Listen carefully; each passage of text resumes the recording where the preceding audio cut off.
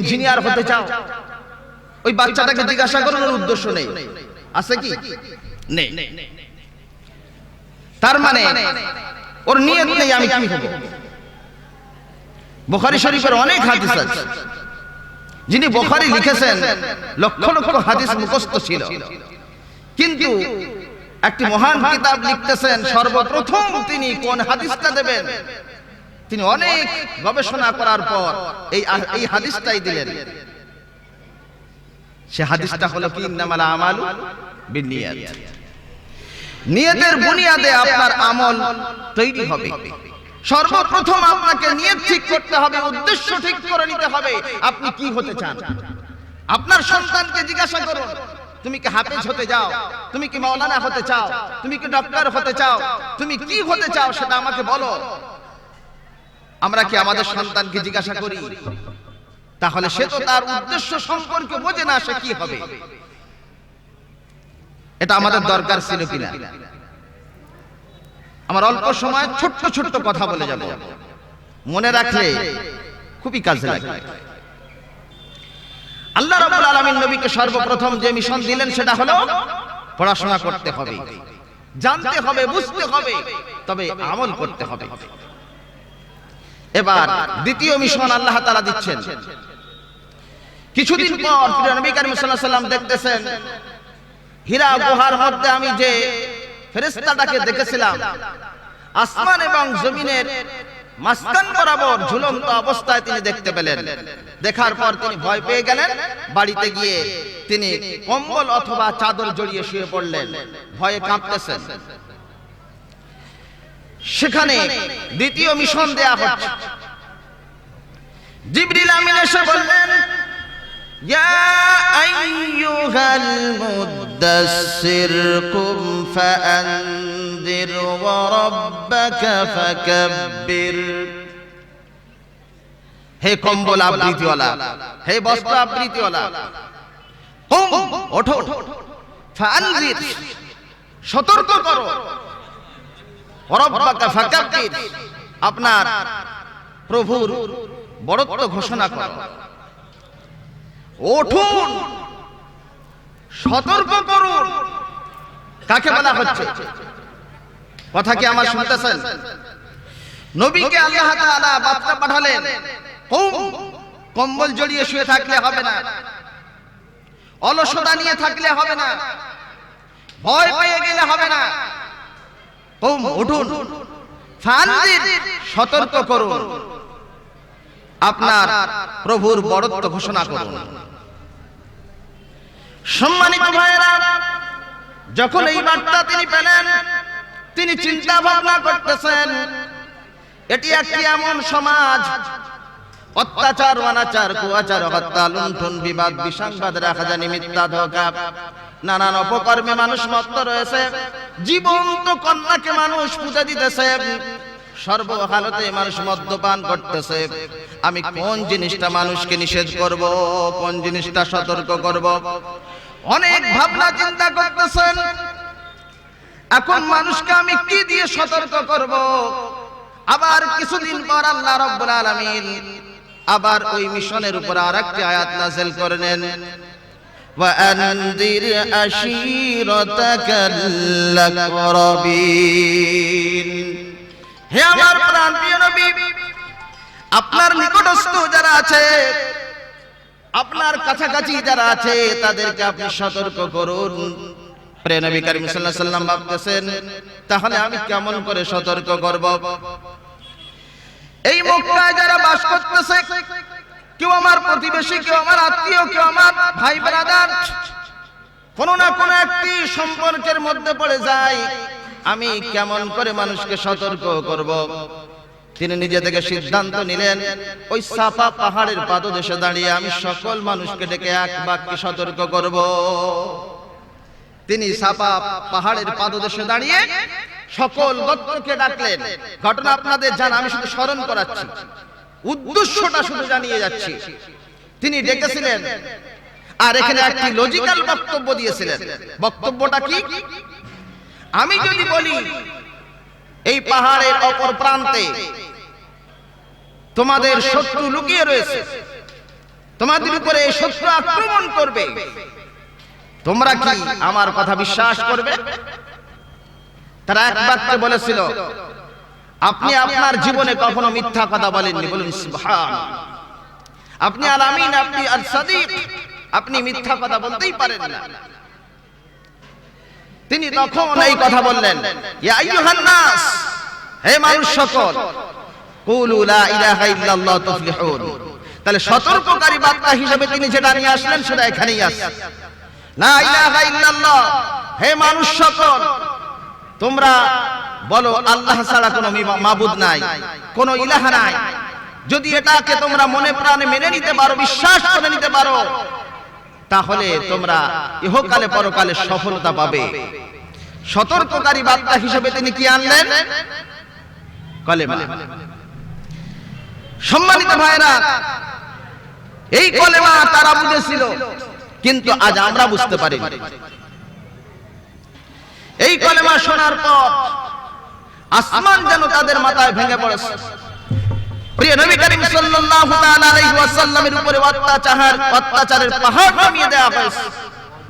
যত রকম অত্যাচার মানুষের পক্ষে করা সম্ভব তারা কিছুই বাদ দেয়নি। সকল রকম অত্যাচার তারা করেছে, কলা কৌশল করেছে। ইসলামকে দুনিয়ার মানচিত্র থেকে নিভিয়ে দেওয়ার জন্য আবু জেহেল, আবু লাহাব তারাও মিডিয়া তৈরি করেছিল। আজকের যেমন মিডিয়া আছে না, তাদের সাঙ্গ পাঙ্গরা তারাও মানুষের কাছে প্রচার করে বেড়ালো। কি প্রচার? অপপ্রচার। এই ব্যক্তিকে বোধহয় জেনে ধরেছে, এই ব্যক্তি বোধহয় পাগল হয়ে গিয়েছে, এই ব্যক্তি বোধহয় রাতের অন্ধকারে জেনেদের কাছ থেকে বার্তাগুলি মুখস্থ করে আর দিবালয় এসে বলে, দেখো আমার আল্লাহ কোরআন নাযিল করেছে। কত সুন্দর কবিতা ছন্দ করে আমাদের সামনে তেলাওয়াত করে, পাঠ করে। তখনকার মিডিয়া, আবু জেহেল ও আবু লাহাবের মিডিয়া এই চক্রান্ত করেছিল, এই প্রচার করেছিল। আজকের যেমন মিডিয়া আছে, গোটা বিশ্বের মিডিয়া একত্রিত হয়ে মুসলিম জাতিকে কিভাবে ধ্বংস করতে হয়, মুসলিম জাতিকে কিভাবে নির্মূল করতে হয়, প্রতিটা সেকেন্ডে তারা ষড়যন্ত্র করছে না? তো তখনও মিডিয়া ছিল, এরা প্রচার করলো যে ব্যক্তি পাগল। কিন্তু আল্লাহ তাআলা কি চুপ ছিলেন? প্রতিটি কথার জবাব দিয়েছেন। আবু লাহাব যখন তার হাত দিয়ে পাথর ছুঁড়েছিল, আল্লাহ তাআলা তার প্রতিবাদে বলেছেন, তাব্বাত ইয়াদা আবি লাহাব, আবি লাহাবের ওই হাত ধ্বংস হয়ে যাক, আবু লাহাবের ওই ক্ষমতা ধ্বংস হয়ে যাক। কথা হলো আল্লাহর, সে আবু লাহাবের ক্ষমতা টিকেছিল না। যেহেতু আল্লাহ তাআলা বলেছেন আবু লাহাবের ক্ষমতা ধ্বংস হয়ে যাক, তার সাঙ্গ পাঙ্গরা সকলেই পৃথিবী থেকে খুব তাড়াতাড়ি বিদায় দিয়েছে। সম্মানিত ভাইরা, আল্লাহ রাব্বুল আলামিন তাদের প্রতিটা কথা একটা একটা করে জবাব দিয়েছেন। যেমন সূরা ইউনূসে আল্লাহ রাব্বুল আলামিন 16 নম্বর আয়াতে বলতেছেন, কুল লাউ শাআ আল্লাহু মা তালাউতুহু আলাইকুম ওয়া লা আদরাকুম বি ফাকাদ লাবিস্তু ফীকুম উমরাম মিন ক্বাবলি আফালা তা'কিলুন। আল্লাহ তাআলা আপন প্রিয় নবীকে সম্বোধন কইরা বলেন, হে আমার প্রাণপ্রিয় নবী, আপনি শুধু মক্কাবাসী নয়, গোটা মানব মণ্ডলীকে আপনি জানিয়ে দেন, যারা আপনাকে পাগল বলতেছে, যারা আপনাকে বলতেছে জেনে ধরেছে, ভূতে ধরেছে, আপনি তাদেরকে খাস করে জানিয়ে দিন, আমার আল্লাহ যদি না চাইতেন আমি কখনো আল্লাহর এই আয়াতগুলি তোমাদের সামনে তেলাওয়াত করতে পারতাম না। আমার আল্লাহ চেয়েছেন বলে তাই আমার থেকে আল্লাহর বার্তাগুলি তোমরা পাচ্ছ। এখানে তিনি একটি লজিক্যাল বক্তব্য রাখলেন, এখানে একটি তাদের বিবেকের উপরে প্রশ্ন রাখা কথা বললেন। তোমরা বলো দেখি, আমার জিন্দেগির অধিকাংশ সময় তোমাদের সঙ্গে অতিবাহিত হয়েছে 40টি বছর। আমি যখন নবুয়তের দাবি করলাম না, আমার বয়সের 40টি বছর তোমাদের সঙ্গে কেটে গিয়েছে। তোমাদের সঙ্গে লেনদেন করেছি, কথাবার্তা করে বলেছি, ওঠা বসা করেছি, তোমাদের সঙ্গে ব্যবসা বাণিজ্য করেছি, কাজ করেছি। তোমরা কি কখনো শুনেছো আমার এই জিন্দেগির ভিতরে আমি মিথ্যা কথা বলেছি, এর কোনো প্রমাণ তোমরা দিতে পারবে না। সম্মানিত ভাইরা, এই কথায় তারা থমকে গিয়েছে। 40টি বছর তোমাদের সঙ্গে অতিবাহিত করলাম, কোনো অন্যায় কাজের প্রমাণ দিতে পারবে না, খারাপ কাজের প্রমাণ দিতে পারবে না, মিথ্যা বলেছি তার কোনো প্রমাণ দিতে পারবে না। আজকের আল্লাহর কথা বলতেছি বলে তোমরা কেমন করে বলতে পারো আমি পাগল? তোমাদের কি একটু বুদ্ধি হলো না? তোমাদের বিবেক দিয়ে কি একটু বুঝবে না? তারপর আল্লাহ রাব্বুল আলামিন সূরার নাম বানী ইসরাঈল আয়াত নম্বর 88-তে এর জবাব দিয়েছেন। তোমরা বলতেছো তার জেনে ধরেছে, তার জবাব দিলেন قُلْ لَئِنِ اجْتَمَعَتِ الْإِنسُ وَالْجِنُّ عَلَىٰ أَن يَأْتُوا بِمِثْلِ هَٰذَا الْقُرْآنِ لَا يَأْتُونَ بِمِثْلِهِ وَلَوْ كَانَ بَعْضُهُمْ لِبَعْضٍ ظَهِيرًا। আল্লাহ তাআলা আমার আপন প্রিয় নবীকে সম্বোধন করে বলেছেন, হে আমার প্রাণ প্রিয় নবী, যারা বলতেছে জেনে ধরেছে সেই সব মানুষদেরকে জানিয়ে দিন, গোটা বিশ্ব মানব মণ্ডলীকে আপনি জানিয়ে দিন, তোমরা বলতেছো জেনেরা আমার এই কথা শিখিয়ে দেন, তাহলে জেনেরা আর মানুষেরা তোমরা একটা পরামর্শ করো, একত্রিত হয়ে যাও, গোটা জিন জাতি মনুষ্য জাতিকে সহযোগিতা করুক আর মনুষ্য জাতিরা জিন জাতিকে সাহায্য করুক, তোমরা একে অপরকে সাহায্য করো এইরকম একটা কিতাব বানাবার জন্য, এইরকম একটি কোরআনের কোন সূরার মতো সূরা বানাবার জন্য তোমরা একে অপরকে সাহায্য সহযোগিতা করো। সকল সাহায্য সহযোগিতা অতিক্রম হয়ে যাবে, কিন্তু এই কোরআনের মতো করে কোরআন তোমরা কখনো একটি বানাতে সাজাতে পারবে না। আজ পর্যন্ত কেউ পেরেছে নাকি? কথা আমার শুনতেছেন? এই চ্যালেঞ্জের মোকাবিলায় আজও কেউ বিজয়ী হতে পেরেছে? এই চ্যালেঞ্জের মোকাবিলা কেউ করতে পেরেছে? আরে কথা বলুন না। আমি জানি তিলপির লোক পণ্ডিত, এটা আমি জানি, কিন্তু আমি বক্তব্য রাখতেছি না, আলোচনা করতেছি। উভয় পক্ষে কথা বললে তবেই তো আলোচনা হয়, তাই না? আমার সঙ্গে একটু কথা বলুন না। আমি জানি আমার থেকে এখানে বড় বড় বক্তা আছে, কিন্তু আল্লাহ কি জানি এই ছেঁড়া ভাগ্যে জুটে গিয়েছে কিনা ছোট কথা বলার জন্য। তো যাই হোক, আল্লাহ রাব্বুল আলামিন আরো চ্যালেঞ্জ করেছেন, তাদের জবাব দিয়েছেন। তোমরা বলতেছো সে রাতের অন্ধকারে বানায়, তোমরা বলতেছো এগুলি তার বানানো কথা।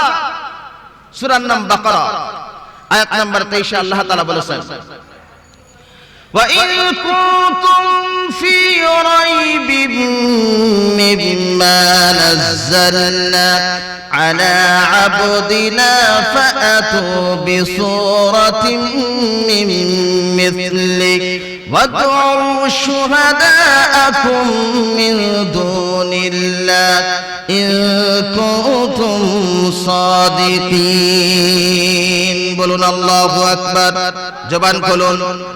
আল্লাহ রাব্বুল আলামিন এবার বলতেছেন, যদি আমার বান্দার উপরে যা কিছু নাযিল করেছি যদি তোমাদের সন্দেহ হয়, তাহলে বেশি কিছু করতে হবে না। ফাতু বিসূরাতিন, তোমরা একটি ছোট সূরা বানাও দেখি।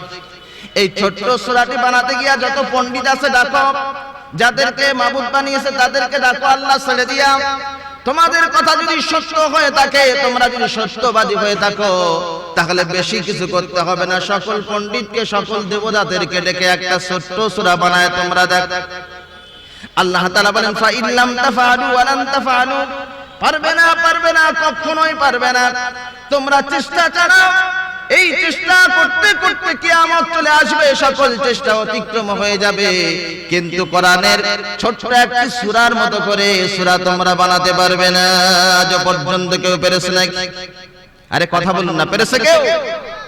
মনে হয় তিলপির কেউ পেরেছে না, কেউ পারবে না। চ্যালেঞ্জ কার? আল্লাহ তাআলা চ্যালেঞ্জ করেছেন। তাদের কিছু কথা আল্লাহ রাব্বুল আলামিন আবার কোরআনে কোট করেছেন, তারা কিভাবে অপপ্রচার চালিয়েছে। ইসলামকে দুনিয়ার বুক থেকে মিটিয়ে দেওয়ার জন্য, পৃথিবীর মানচিত্র থেকে নির্মূল করার জন্য তারা কিভাবে ষড়যন্ত্র করেছিল, কিছু কথা নমুনা স্বরূপ আল্লাহ রাব্বুল আলামিন কোরআনুল কারীমে তুলে রেখেছেন। সূরার নাম ফুরকান, আয়াত নম্বর 7-8 আল্লাহ তাআলা বলতেছেন, ওয়াকালু মা লিহাযার রাসূলি ইয়াকুলুত তাআমা ওয়া ইয়ামশি ফিল আসওয়াক লাউলা উনজিলা ইলাইহি মালাকুন ফায়াকুনু মা'হু নাযীরা। আল্লাহ তাআলা বলেন, এই সব কাফেররা বলতেছে, তারা বলতেছে মা লিহাযার রাসূল ইয়াকুলুত তাআম, আবার কেমন রাসূল খায় নাকি?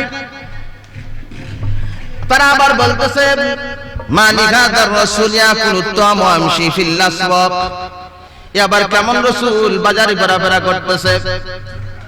তারা মানুষের কাছে প্রচার করলো রাসূল হলে সে কখনো খাওয়া দাওয়া করবে না, রাসূল যারা পাবে তাদের প্রয়োজন থাকে না, প্রয়োজন মেটাবার জন্য বাজারে ঘোরাফেরা করবে না। তারা আবার এইরকম মানুষের কাছে প্রচার করলো, এ যদি রাসূল হবে তাহলে তারা আল্লাহ কেন একটা ধনভাণ্ডার ঢেলে দিল না, সেখান থেকে খরচ করত। এ যদি রাসূল হবে তাহলে কেন একটা জান্নাত দেয়া হলো না, বাগান দেয়া হলো না, সেই বাগান থেকে তার ইচ্ছা মতো আহার করত। এ যদি রাসূল হবে তাহলে তার সঙ্গে কেন ফেরেশতা রইল না? তার সঙ্গে তো ফেরেশতা থাকা দরকার ছিল, সতর্ককারী হিসেবে, তার বডিগার্ড হিসেবে, তার দেহরক্ষী হিসেবে একটা ফেরেশতা থাকা দরকার ছিল। কই মুহাম্মাদের পাশে তো কোনো একটি ফেরেশতা দেখা যাচ্ছে না। আরো তারা বলল আও ইলকা ইলাইহি কানজুন আও তাকুনু লাহু জান্নাতুন ইয়াকুলু মিনহা ওয়া ক্বালা আয-যালিমুনা ইন তাত্তাবিউনা ইল্লা রাজুলাম মাসহুরা। আল্লাহ তাআলা বলেন এই সব জালেমেরা বলতেছে নবী হলে তো একটি ধনভাণ্ডার থাকবে, নবী হলে তো একটি জান্নাত থাকবে। এই সব জালেমেরা আরো তাদেরকে উপহাস করে বলতেছে, দেখো তোমরা বোধহয় কোন জাদুগ্রস্ত লোকের কবলে পড়ে গিয়েছো, তোমাদের জাদু করে ফেলেছে। তাদের কথাগুলি আল্লাহ কোরআনে কিছু রেখে দিয়েছে যে তারা কিভাবে ইসলামের বিরুদ্ধে, নবীর বিরুদ্ধে, কোরআনের বিরুদ্ধে তারা অপপ্রচার চালিয়েছিল। কিন্তু আল্লাহ তাআলা প্রত্যেকটির জবাব দিয়েছে। আল্লাহ তাআলা যেমন সূরার নাম আনআম, এই সূরার নাম আনআম আল্লাহ রাব্বুল আলামিন 111 নম্বর আয়াতে তিনি বলেছেন, কেরাম জবাব দিচ্ছেন, দেখুন যে এরা এমন লোক, ওরা যেটা চাইছে আমি যদি সেটা করি কখনো বিশ্বাস করবে না। ওয়ালাউ আন্নানা নাযালনা ইলাইহিমুল মালাইকাতা ওয়া কাল্লামাহুমুল মাউতা ওয়া হাশারনা আলাইহিম কুল্লা শাইইন কুবুলাম মা কানু লিয়ুমিনু ইল্লা আন ইয়াশা আল্লাহ ওয়ালাকিন্না আকসারাহুম ইয়াজহালুন। আল্লাহ তাআলা এবার তাদের জবাব দিয়ে বলতেছেন, জনগণের কাছে তিনি বার্তা পাঠিয়ে দিলেন। তারা বলতেছে ফেরেশতা দেখতে চায়, তারা যেগুলি দাবি করতেছে যদি সেই দাবিগুলি মেনে নি, তাদের কাছে যদি ফেরেশতা পাঠিয়ে দিই, যদি মৃত ব্যক্তিরা তাদের সঙ্গে কথা বলে, কবর থেকে উঠে এসে মৃত ব্যক্তিরা যদি তাদের সঙ্গে কথা বলে, ফেরেশতাও যদি তাদের সামনে পাঠিয়ে দেওয়া হয়, তবুও তারা বলবে এগুলো বোধহয় বিশ্বাস করতে পারছি না, মানে তারা ঈমান আনবে না। কারণ আল্লাহ যতক্ষণ না চায় কেউ কখনো ঈমান আনতে পারে না। আল্লাহ তাআলা বলছেন এরা বড় মূর্খ, এদেরকে কোরআন শোনানো হচ্ছে আর সেই কোরআনের প্রতিবাদ করছে। যারা কোরআনের প্রতিবাদ করে এদের চাইতে বড় মূর্খ পৃথিবীতে নাই। কোরআন শোনানো হচ্ছে আর কোরআনের প্রতিবাদ করা হচ্ছে, এদের চাইতে বড় মূর্খ পৃথিবীতে নাই। অন্যত্র আল্লাহ তাআলা বলেছেন ওয়ালাউ ফাতাহনা আলাইহিম বাবাম মিনাস সামাই ফাযাল্লু ফীহি ইয়ারজুন লাকালু ইন্নামা সুক্কিরাত আবসারুনা বাল নাহনু কওমুম মাসহুরুন।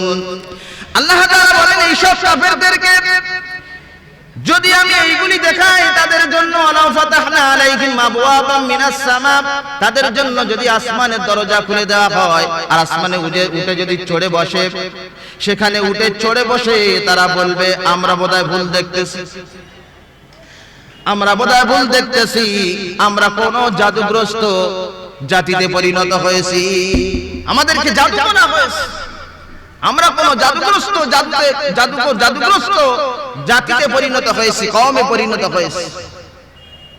আল্লাহ তাআলা এদের সম্পর্কে আরো অনেক কথা বলেছেন। এদের আসল দাবি কি? যখন তাদের কাছে আয়াতগুলি পেশ করা হয়, যুক্তি সম্পন্ন আয়াত, লজিক্যাল আয়াত, প্রত্যেকটি কথার জবাব দেওয়া হয়, তখন তারা এর উত্তর খুঁজে পায় না। তারা কি করে? আল্লাহ রাব্বুল আলামিন সেটাও বলেছেন। وَإِذَا تُتْلَى عَلَيْهِمْ آيَاتُنَا بَيِّنَاتٍ, আল্লাহ রাব্বুল আলামিন বলতেছেন যখন এদের সামনে কোরআনের আয়াতগুলি সুস্পষ্টভাবে তেলাওয়াত করা হয়, তখন তারা বলে এই কোরআনকে তোমরা বাদ দিয়ে দাও, এই কোরআনকে বাদ দিয়ে তোমরা অন্য কোরআন নিয়ে এসো, এই কিতাবকে বাদ দিয়ে তোমরা অন্য একটি কিতাব নিয়ে এসো, সেইটা আমাদের জন্য সঠিক হবে।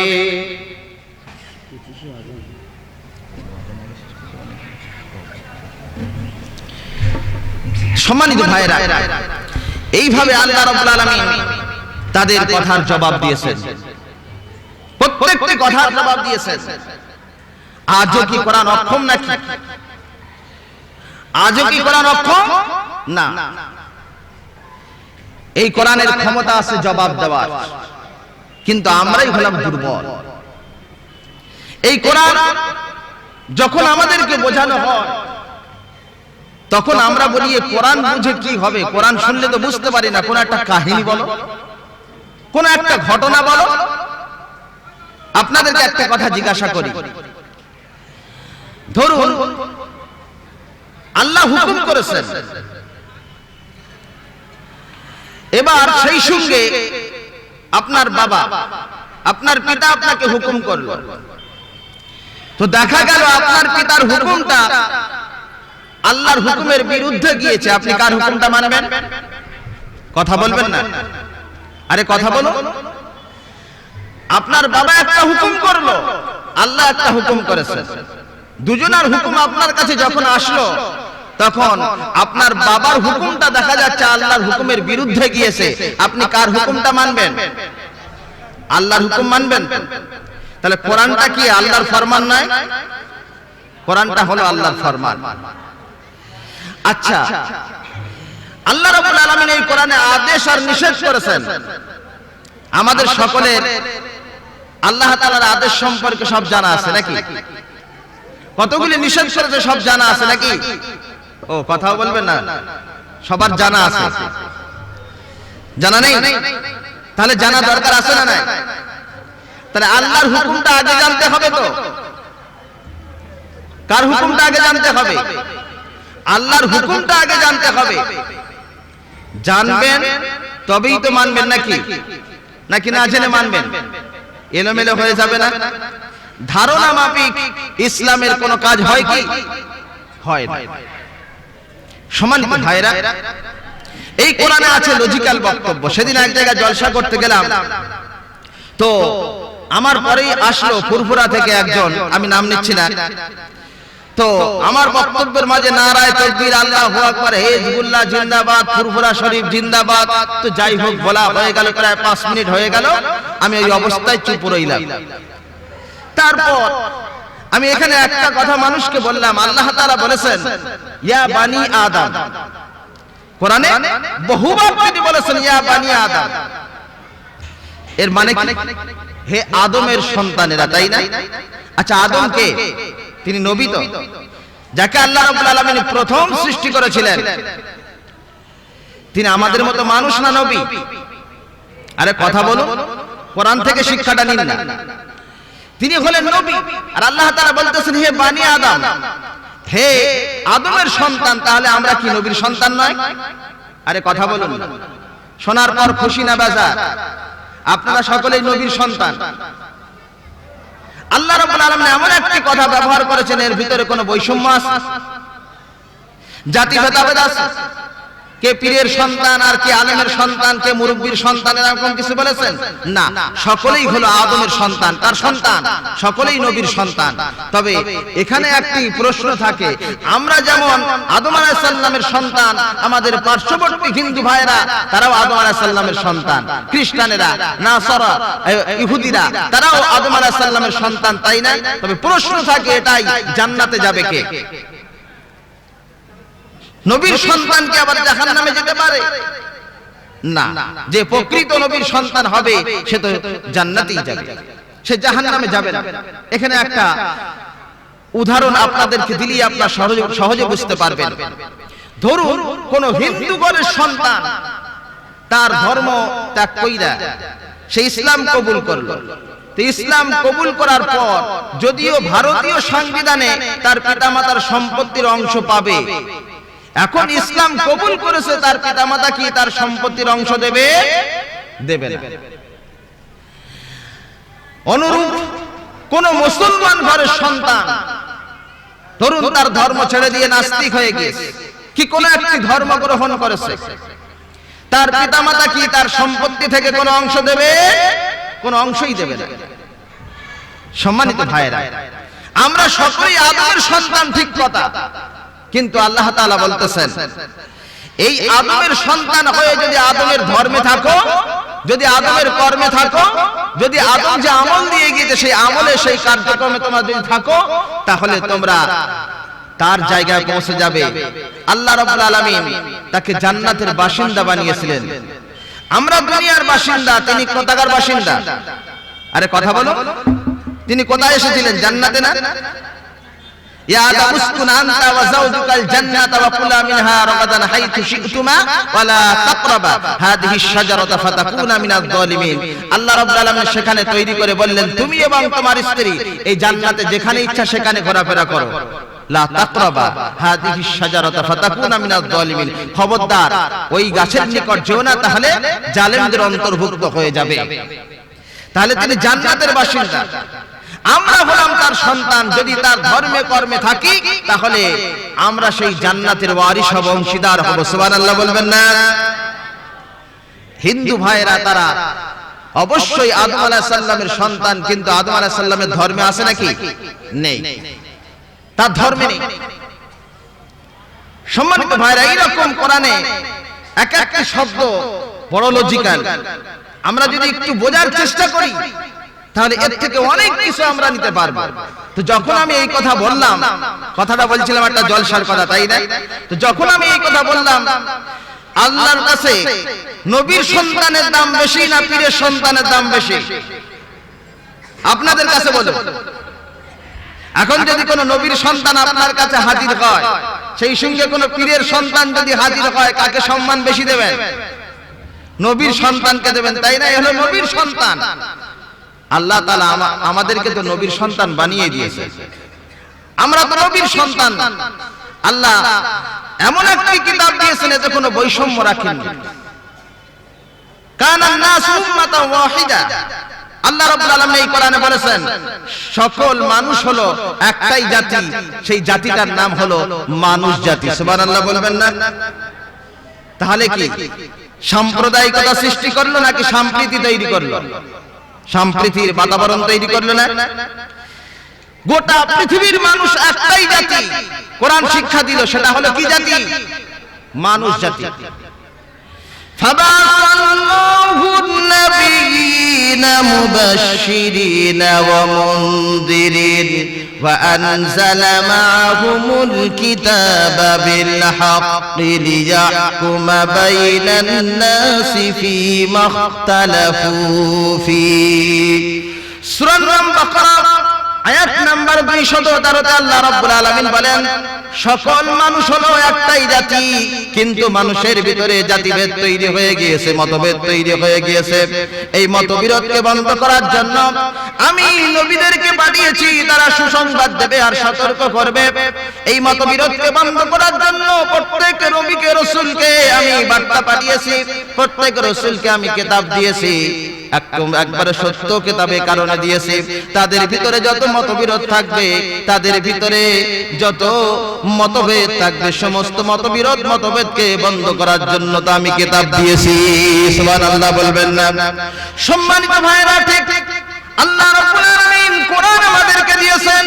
এই কোরআনের নিকটবর্তী হলে পরে আমাদের ভিতরে যত মতবিরোধ আছে, সমস্ত মতবিরোধ এই কোরআন নিরসনের উপায় খুঁজে দিতে পারবে। একটা লজিক্যাল বক্তব্য আপনাদের কাছে রেখে যায়। আল্লাহ রাব্বুল আলামিন কোরআনের সূরার নাম হামিম সিজদা, এই সূরার 33 নম্বর আয়াত আল্লাহ তাআলা বলতেছেন, ওয়া মান আহসানু قولا ممن دعا إلى الله وعمل صالحا وقال إنني من المسلمين। আল্লাহ তাআলা বলেন, ওই ব্যক্তির চাইতে শ্রেষ্ঠ ব্যক্তি আর কে হতে পারে যে আল্লাহর দিকে ডাকে, দা ইলাল্লাহ ওয়া আমিলা সালিহান, আর ভালো কাজ করে। আল্লাহর দিকে ডাকে, দাওয়াতি কাজ করে, দাওয়াত দেয় মানুষকে, আল্লাহর দিকে ডাকে, আল্লাহর শরীয়তের দিকে ডাকে, আল্লাহর হুকুমের দিকে ডাকে, আর ভালো কাজ করে। আর পরিচয় হিসেবে সে বলে ওয়াকালা ইন্নানি মিনাল মুসলিমিন। আল্লাহ রাব্বুল আলামিন আমাদের পরিচয় শিক্ষা দিয়ে বলতেছেন, দাওয়াতি কাজ করো, ভালো কাজ করো, আর পরিচয় ছাড়া অন্য কিছু দিও না। আমরা মুসলমান ছাড়া অন্য কোন জাতি নই, বলুন সুবহানাল্লাহ। মক্কা নগরীতে যখন ইহুদিরা, নাসারা এবং মূর্তি পূজকেরা সকলেই দাবি করল মানুষের কাছে অপপ্রচার চালানো, ইব্রাহিম, ইহুদিরা বলল ইহুদি ছিল, নাসারা যারা ছিল তারা বলল নাসারা ছিল। ইব্রাহিম সম্পর্কে যারা সনাতন ধর্মের লোক ছিল তারা বলল ইব্রাহিম সনাতন ধর্মের লোক ছিল।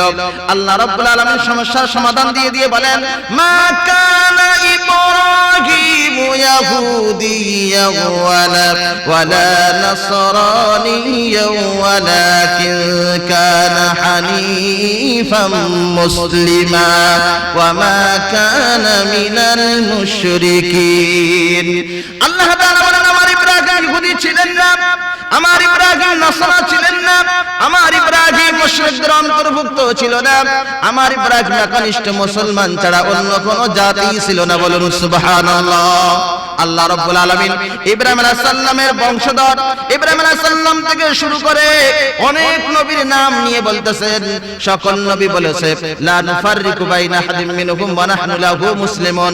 নবীদের ভিতরে তোমরা পার্থক্য করো না, কারণ নবীদের কাছে যে বার্তা আছে একই মিশন থেকে, আল্লাহর কাছ থেকে।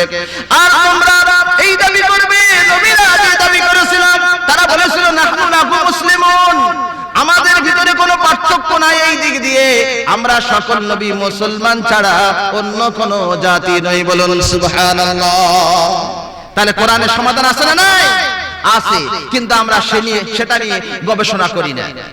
আমি লাস্টে একটি কথা বলে যাব। একটি হাদিস আমি প্রথমে আপনাদের কাছে বলেছি, মানিকতাদা বিকিতাবিল্লাহ, প্রিয় নবী করিম সাল্লাল্লাহু আলাইহি ওয়াসাল্লাম সকল উম্মতের কাছে এই বার্তা রেখে গিয়েছেন, এই কিতাবের যে অনুসরণ করে চলবে, ইত্তেবা করে চলবে, লা ইয়াদিল্লু ফিদ দুনিয়া ওয়া লা ইয়াশকা ফিল আখিরা, এই দুনিয়াতে সে পথভ্রষ্ট হবে না, আর আখিরাতে গিয়া সে ভাগ্যহত হবে না। কথাটা কি মনে থাকবে? এটা কার কথা? প্রিয় নবী করিম সাল্লাল্লাহু আলাইহি ওয়াসাল্লামের পাক জবানের নুরানি বাণী, হাদিসের কথা। এই কোরআনের যে ইত্তেবা করবে সে কখনো পদচ্যুত হবে না, আর আখিরাতে গিয়া ভাগ্যহত হবে না। গোটা কাফের শক্তি একত্রিত হয়ে যারা কোরআনের অনুসরণ করে চলতেছে, তাদেরকে কোরআনের পথ থেকে, আল্লাহর দেওয়া সিরাতুল মুস্তাকিমের থেকে তাদেরকে হটিয়ে দিতে পারবেই না। আমি এই পর্যন্ত বক্তব্য রেখে শেষ করলাম। এখন সময় হয়ে গেছে, আজান হবে। আপনারা সকলে উজু করে নামাজে দাঁড়াবেন, তারপরে আমন্ত্রিত ওলামাগণ আপনাদের